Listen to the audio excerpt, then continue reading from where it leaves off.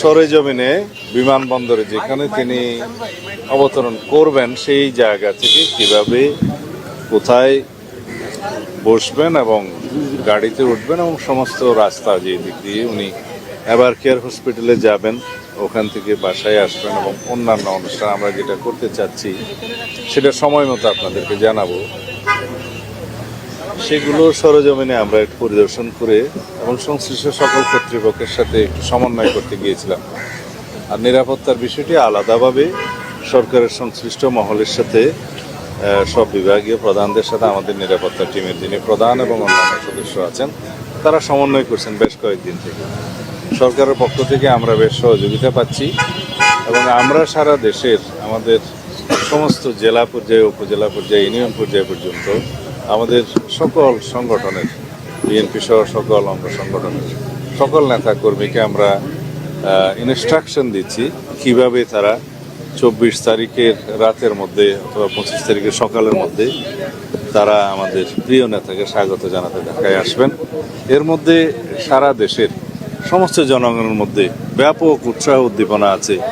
দীর্ঘ 17 বছরের কষ্টের নির্বাসিত জীবন শেষে আমাদের এই দেশের গণতন্ত্রের রক্ষা কবচ, আমাদের আগামীর বাংলাদেশের যিনি নেতৃত্ব দেবেন ইনশাআল্লাহ তাকে এক নজর দেখার জন্য আমরা গণতন্ত্র অবমুক্ত করতে পেরেছি। ফ্যাসিবাদের বিরুদ্ধে সংগ্রাম করতে করতে এই ফ্যাসিবাদ বিরোধী রাজনৈতিক সংগ্রাম, গণতান্ত্রিক সংগ্রামের সুদীর্ঘ 16-17 বছর তিনি নেতৃত্ব দিয়েছেন আমাদের।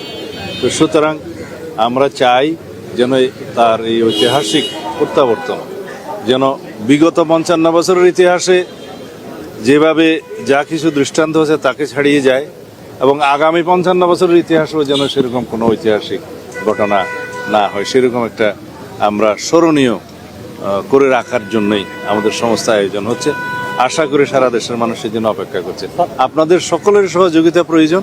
আমরা সময় মতো দেশের সকল media, electronic, print media, online media সহ সকলের সাথে এবং বিদেশি মিডিয়াও যারা এখানে কর্মরত আছে, কার্যকর আছে, তাদের সকলের সাথে কথা বলবো। আপনারা জানতে পারবেন আমরা একটু নকশাগুলো চূড়ান্ত করি। বাংলাদেশ বিমানের যেটা নিয়মিত ফ্লাইট, যেটা কমার্শিয়াল ফ্লাইট, সেটাতেই উনি আসছেন এবং সেটা ল্যান্ডিং টাইমটা 11:55 ঢাকা বিমানবন্দরে, 12টাই বলতে পারি আমরা। সংবর্ধনা 300 ফিটে দেওয়া হবে এমন একটা নিউজ আমরা জায়গাগুলো দেখছি, যেহেতু বাংলাদেশের জনগণ তাকে এক নজর দেখার জন্য উদ্গ্রীব হয়ে আছে, উন্মুখ হয়ে আছে এবং তার দুটো কথা শোনার জন্য উন্মুখ হয়ে আছে। সেই জন্য আমরা ব্যবস্থা করার চেষ্টা করছি কোন জায়গায় হলে সেটা ভালো হয় এবং আমরা সেটাকে অ্যাকোমোডেট করতে পারবো, সবাইকে আসতে পারবো, জনদুর্ভোগ যাতে না হয়, সব কিছু বিবেচনায় আমরা জায়গাগুলো পরিদর্শন করছি। আপনারা জানতে পারবেন।